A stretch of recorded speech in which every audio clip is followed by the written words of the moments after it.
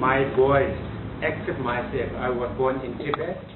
That time I was just 2 years old and came here in India as a refugee. And all my players are born in India. They have never seen their homeland.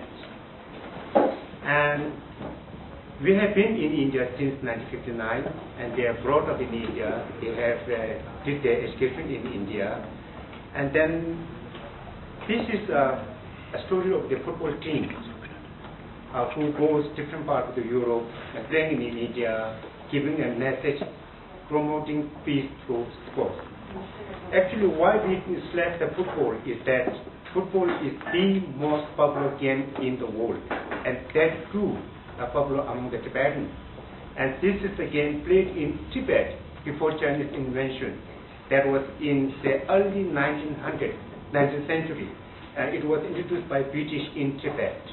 And then people loved this game, and this game was very suitable for Tibetans, the physics and the way of the playing. And then we don't have such a national team or the country team, but we have the clubs in Tibet before 1959. And then after 1959 Chinese invention in Tibet, we came to India as a refugee, and that game was started in schools. And then we have taken a long time to establish ourselves, to adjust to the Indian conditions. And then school level tournaments have been played in India since the 1960s, early 60s, late 60s, and then club level started in the early 70s, not a club less like you have here, a very systematic club, a very professional club, but they had this small team formed in the locality because they love this game. And then later on, in 1981, in the memory of late mother of His Holiness Dalai Lama, we call Kem Chum, the great mother, in her memory, and then there was one tournament called GCM tournament. That was one of the turning points how we had a club level tournament within in India and abroad. And then the turning point of the Tibetan football was that in 1998 we got an invitation. We stand for the Tibetan Chinese Village School in Dharamsala. The president of the Tibetan Chinese Village School was the younger sister of His Holiness Dalai Lama, Chitin Pema. She got an invitation from Italy rock group. They call it a Dynamo rock group. They wanted to invite the Tibetan team to Italy to play an exhibition match with the celebrities. And that was, she thought that's a good opportunity for us. And thereon, we formed the first national, or actually we're national, stateless. We call it a national because we think we deserve to be a national. And then we said the Tibetan national team was formed in 1998, and then visit in 1999 to Italy. That was the first Tibetan team went to Europe, and first ever Tibetan team had one team played in other countries. And then in 2001, again there was a Danish guy called Michael he went to Tibet, and he had a dreaming of forming a Tibetan team, and along with him a Danish Tibet Cultural Society in Denmark, Copenhagen, they invited Tibetan team to play against Greenland. Greenland is also same as us under the Danish colony. And we had a historic match in Copenhagen 2001, June 30th. That was the first ever Tibetan had played against one nation. And thereon, then we formed a Tibetan National Sports Association in Dharamsala in India. And the main focus of the Tibetan National Sports Association is just to have a national team, to give them opportunity to play within India, outside India, and then have a tournament within the Tibetan community to set up a football grassroots level to the school level. And these are the main things what we have been doing so far. And that this team has been in Europe many times. Just like I have a brochure. I think once you get this one, you will know all the information where we have been. And for this trip, this is maybe the longest tour because we have started in April 15. We came from India on April 15. We have been in Holland for training and some practice matches, and then some ticket for Tibet match, and then we have been Italy for one match, and then 2 days back we were in Switzerland and we reached this morning from Zurich to Vienna.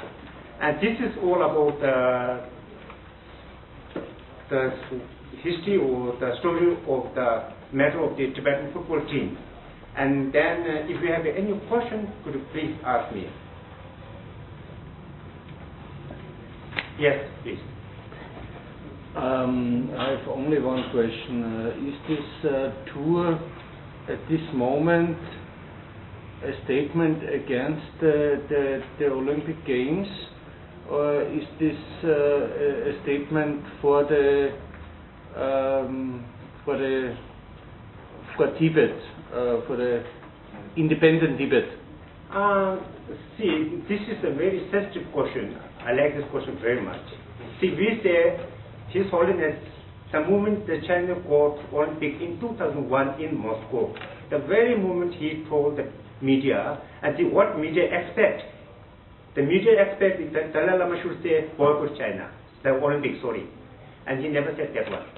And he said, we welcome Chinese, they have this one, they got the Olympic venue, we welcome that one. This is what his statement of His Holiness Dalai Lama in, that was 2001. And after 10 March, you have been known all this, see what things are happening in Tibet. Again, last month, or in March, there was a huge press conference in Dharamsala.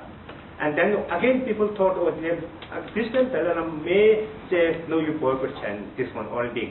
He never said that one. Because simply, the Olympic, in the spirit of the Olympic is a different one, and then what he thought was, and by playing or by hosting Olympic, that will benefit the common people, and that will benefit the people, the Chinese leadership to think what is good thing to do for the people in Tibet, in China themselves. And this is why we came here just to learn football, and also we have a responsibility. And some people said sports and politics should not mix together.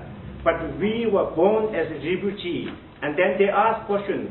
See, you have written here, see Tibet, and then people ask them question, where's Tibet? Tibet is occupied by China, and then this is our responsibility to tell the truth. At present moment, we have learned that when Tibet is totally banned from the media, everything banned. Nobody has a right to speak even one word.